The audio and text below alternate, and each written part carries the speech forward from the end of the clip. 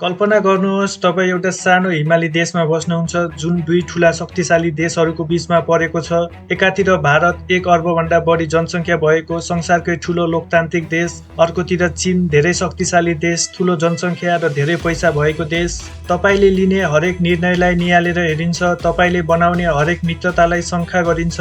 एउटा गलत कदमले तपाईको देशको भविष्य नै बदल्न सक्छ। यही हो नेपालको वास्तविकता। दशकौंदेखि नेपालले भारत र चीन बीच कूटनीतिक दूरीमा हिँड्दै आएको छ, दुवैसँग सन्तुलन कायम गर्दै। तर भारत चीन बीचको तनाव बढ्दै जाँदा नेपालमाथि एउटा पक्ष रोज भन्ने दबाव झन तीव्र बन्दै गएको छ।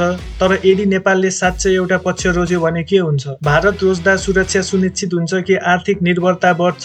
चीन रोज्दा विकास आउँछ कि नेपाल ऋणको पासोमा फस्छ?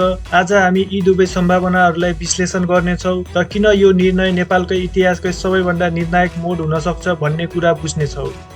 हालको सन्तुलन नीति। यदि नेपालले पक्ष रोज्यो भने के हुन्छ भन्ने बुझ्न अघि अहिले नेपाल के गर्दैछ भन्ने बुझ्न जरुरी छ। नेपालको भारतसँग 1414 किलोमिटर लामो खुला सीमा छ। यो सीमा पुस्तौदेखि बिना तारबार, बिना पासपोर्ट अस्तित्वमा छ। नेपाल र भारतीयहरू काम, विवाह, व्यापारका लागि स्वतन्त्र रूपमा आवात-जावत गर्छन्। करिब 80 लाख नेपाली भारतमा काम गर्छन्, जसले पठाउने रेमिट्यान्स नेपालको करिब 25% जीडीपी बराबर हुन्छ। धार्मिक, सांस्कृतिक सम्बन्ध गहिरो छ। हिन्दू र बौद्ध परम्परा, पारिवारिक सम्बन्ध, विवाह।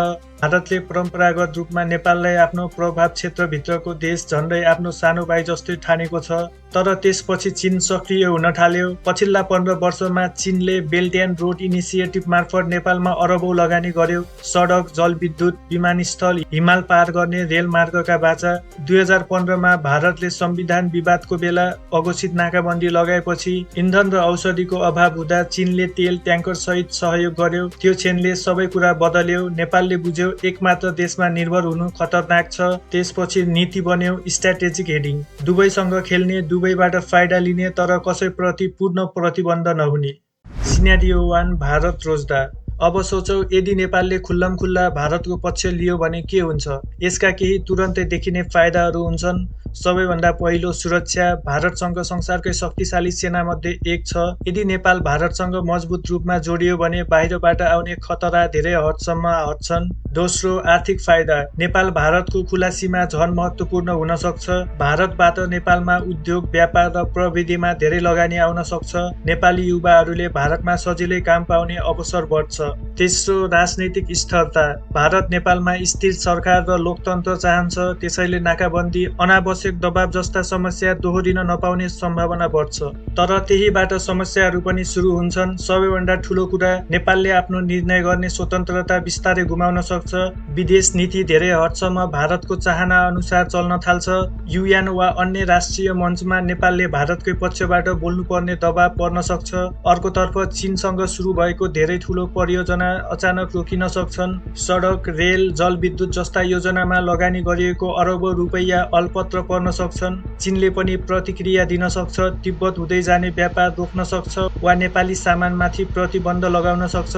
अझ संवेदनशील विषय भनेको नेपालमा रहेको चिनिया व्यवसाय संस्था र तिब्बती शरणार्थीको विषय राजनीतिक विवादमा पर्न सक्छ। यसको असर देशभित्र पनि देखिन्छ। चिनिया लगानीबाट फाइदा लिएका व्यापारी र नेताहरू विरोधमा उत्रिन सक्छन्। प्रदर्शन बढ्छ, राजनीतिक अस्थिरता आउन सक्छ र देशभित्र आरोप प्रत्यारोपको माहौल तातिन्छ।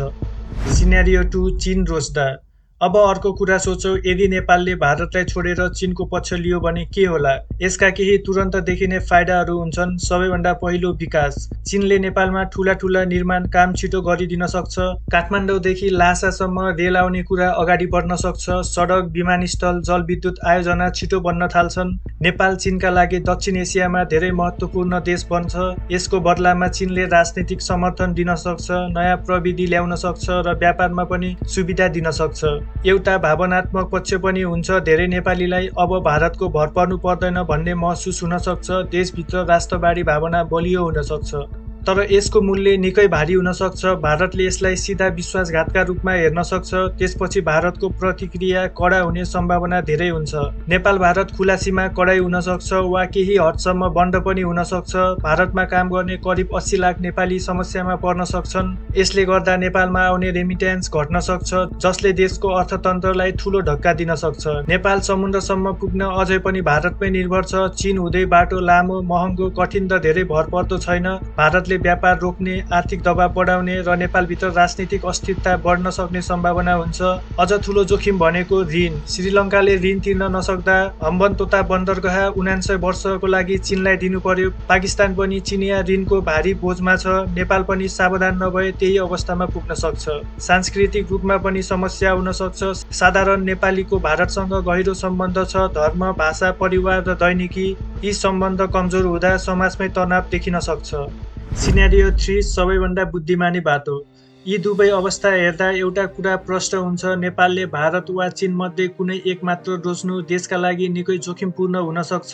त्यसैले प्रश्न उठ्छ, अनि सही बाटो के हो? जवाफ हो बुद्धिमानी सन्तुलनको नीति। यसको अर्थ नेपालले कसैको पनि पक्ष नलिने तर दुवैसँग राम्रो सम्बन्ध राख्ने। नेपाल दक्षिण एसियाको स्विजरल्यान्ड बन्न सक्छ, जहाँ भारत र चीन दुवैले नेपालको स्वतन्त्रता र सार्वभौमिकताको सम्मान गर्नुपर्छ। यो कसरी सम्भव हुन्छ त? पहिलो, आर्थिक सन्तुलन। नेपालले भारत र चीनमा मात्रै भर नपर्ने देश दक्षिण पूर्वी एसियाका देशहरू जापान, कोरिया, युरोप, अमेरिकासँग पनि व्यापार बढाउने। दोस्रो, ठूलो परियोजना बुद्धिमानीसँग बाँड्ने। रेल र सडक जस्ता परियोजनामा चीनलाई संलग्न गराउने। ऊर्जा र जलविद्युत क्षेत्रमा भारतसँग काम गर्ने। यसरी दुवै बीच प्रतिस्पर्धा गराएर नेपालले आफै फाइदा लिन सक्छ। तेस्रो, देशभित्रको व्यवस्था बलियो बनाउने। स्वतन्त्र अदालत, पारदर्शी सरकार र स्वतन्त्र मिडिया भए बाहिरी देशले हस्तक्षेप गर्न गाह्रो हुन्छ।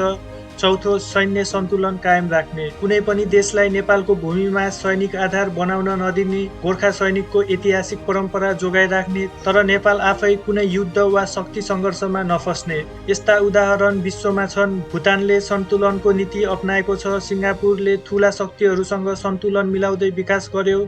भियतनामले चीन र अमेरिका दुवैसँग सन्तुलित सम्बन्ध राखेको छ। नेपालको भौगोलिक अवस्था दुई ठूला शक्तिबीच अड्किनु सही तरिकाले खेलेको खण्डमा नेपालका लागि ठूलो अवसर बन्न सक्छ। तर याद राख्नुहोस्, नेपालले कुनै एक पक्ष रोज्ने बित्तिकै देशले आफ्नो सबैभन्दा ठूलो हतियार, सन्तुलन र लेभरेज गुमाउन सक्छ। भारतलाई नेपाल बफर चाहिन्छ, चीनलाई नेपाल गेटवे चाहिन्छ, दुवैले नेपाल चाहन्छ, तर फरक कारणका लागि।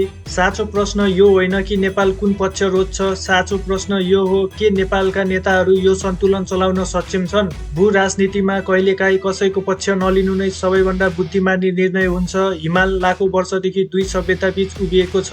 नेपालको काम त्यो हिमाल जस्तो अडिग, स्वतन्त्र र दीर्घकालीन रणनीति खेल्दै अगाडि बढ्नु हो।